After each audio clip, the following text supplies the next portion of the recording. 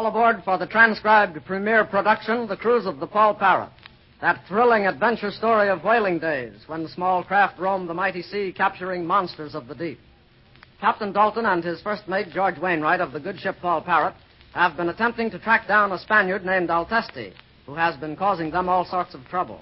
They met a young boy named Johnny Robbins who had just run away from home to go to sea. Altesti, believing Johnny to be Dalton's cabin boy, captured him and under cover of night rode to the Paul Parrot. After binding Johnny and hiding him in a whale oil cask on the ship, Altesti and his henchman Poncho were discovered by second mate Jowett and Dickon, the peg-leg sailor. Shots were exchanged, but Altesti once more evaded his pursuers. It is now morning, and we find Captain Dalton, Wainwright, Mr. Grange, and the crew aboard the Paul Parrot, preparing to weigh anchor. Blow me down, George. I'll never forgive myself for letting that boy fall into the hands of that swab, Altesti. Avast, Fry. There's no cause to feel that way.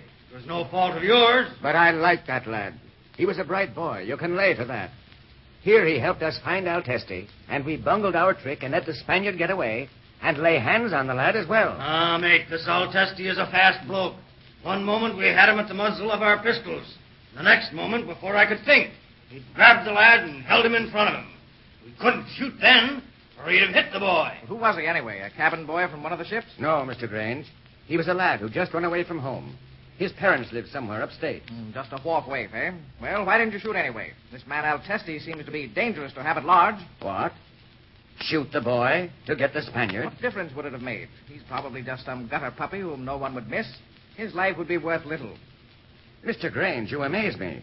I wouldn't have shot the boy if my own safety depended on it. You're too tender-hearted, Captain. Well, no matter, though. The sea will harden you. You're still young in this business. But we'll soon be far out to sea, and since there's no chance of this scoundrel boarding us now, we may as well forget it. I can't imagine what his purpose was in heckling you.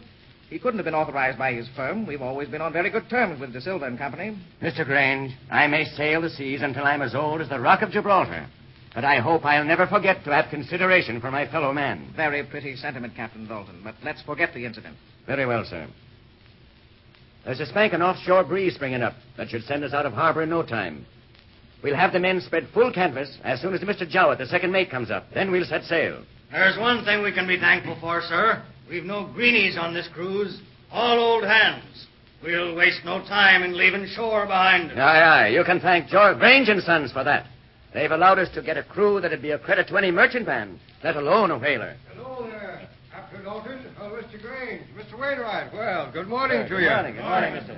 Mr. Breckenridge. Well, Mr. Grange, now that Mr. Breckenridge is here, as soon as he leaves for shore, we'll be ready to sheet the sails home for the voyage. That's fine, Captain Dalton. I see everything has been very well prepared aboard. You can thank our shipkeeper, Mr. Breckenridge, for that, sir.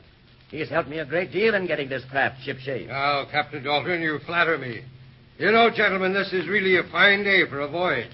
This offshore breeze will put you out of sight of land in sight of half an hour. Yes, that's something to be thankful for. Oh, by the way, I've been wanting to ask you, did you find anything more of this man, Altesti? Well, to tell the truth, Mr. Breckenridge, Mr. Wainwright and I traced him to the docks, but he got away. Well, if you'll pardon me for suggesting it, about this man, Altesti, I mean. I've been thinking about him a great deal. It's come to me when I've seen him before. I remember very plainly about 2 years ago. Blow me down. Someone's bounced a belaying pin off the back of his head. Where did that come from? He was right in the middle of a sentence. He's unconscious. Here, Wainwright, run, get some water and a bandage. We'll send him back to the dock immediately. Aye, sir. I'll be right back. I can't imagine where that could have been dropped from, Captain. It didn't drop, Mr. Grange. That belaying pin was thrown. But all the crew were down in the forecastle. Who could have thrown it? Someone who'd been listening to our conversation. You can lay to that. When he started to tell me something about Altesti, he was struck. But who on earth would know whom he was talking about? There's no telling. Here, Captain, is the water and the bandage. I'll bathe his temples. Avast, that was a mean crack he got athwart his crown. He's coming too, sir. I thought, where am I? Oh, yes, I remember. Who struck me down? We don't know, Mr. Breckenridge. Are you in much pain? Somewhat, yes. You'd better get me back to the docks. Mr. Jowett. Here, help Mr. Breckenridge down to the catboat and tell the oarsmen to get him back to harbor as fast as they can. He's hurt. Aye, sir. Let me help you, sir. We've got to take advantage of this wind, Mr. Wainwright. We're about to sail. Summon all hands. Aye, aye, sir. All hands on deck. Stand by to weigh anchor and sheet home sails. Aye, aye, sir. Line up here, all hands. Ready for sailing. Men, I want to speak to you all later. I have something to say that may help us get along better. But right now, we're put to it to work swiftly and take advantage of this wind. Strain your utmost. Take charge, Mr. Wainwright. Ahoy, men. Get ready to weigh anchor. You four, aloft to sheet home the canvas. I know you're not greenies. Hop to it. Pardon me, Mr. Grange. I want to be sure the shipkeeper gets off safely. Oh, very well, Captain. I'll go to my cabin. If I find anything about the culprit who hurled that belaying pin, I'll inform you. Thank you, sir. Mr. Jowett, is Mr. Breckenridge safe in the catboat? Aye, aye, sir. They're casting off. Don't worry about me, Captain. It's just a knock on the head. I'll be all right. Have a prosperous voyage. Thank you, sir. Have that head tended to right away, mind you. Keep a weather eye open for any more of that sort of thing. Goodbye to you.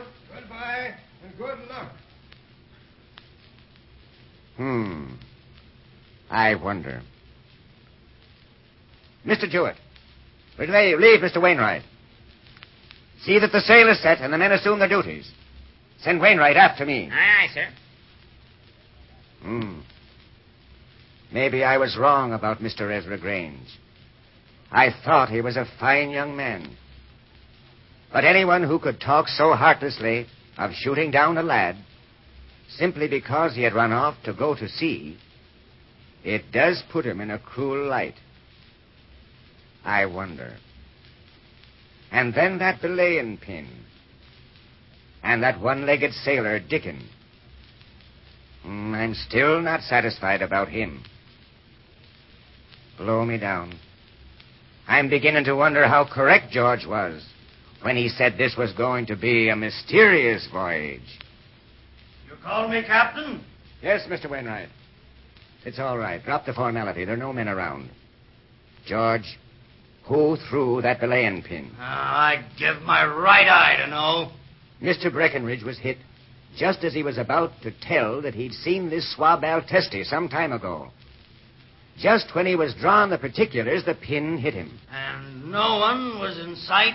No one aloft at the time, either. Must have been thrown by someone with a good harpoon on. You've hit it there, George. That puts me thinking. I thought this ship carried 33 of the finest men that ever trod wood over ocean. But it's plain to see there's those who require watching. By the way, Roy, Second Mate Jowett reports that last night, just before we boarded the Parrot, he and Dickon were on deck and saw two mysterious men running toward the forecastle. When they yelled at them, all they heard was a splash, as though someone jumped overboard. They searched the ship, but found no one. So he forgot about the incident until he reported it to me this morning. So, apparently they both didn't jump overboard. Wainwright, there's somebody on this boat who's not supposed to be here. But where? Jowett said he and Dickon searched the entire schooner, but they couldn't find anything out of the ordinary. Timber me starboard, timbers. There's skullduggery aloft. Listen, George. Even old Dickens' Parrot knows there's some funny business going on. Give the lobby the harpoon. Hey, quiet that bird or take him aft. Wait a moment. What's in that whale oil cask the Parrot is perched on? I believe it's empty. Avast, mate. We'll soon find out. Aye. You see, from here, one could easily throw that belaying pin and then drop back in the cask and close the lid. Listen.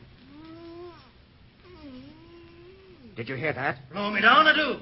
There's someone in that cask. Off with the lid. It's a stowaway, I'll wager. Look. He's bound and gagged. Why, George, it's the lad. It's Johnny. Stowaway. Blow me down.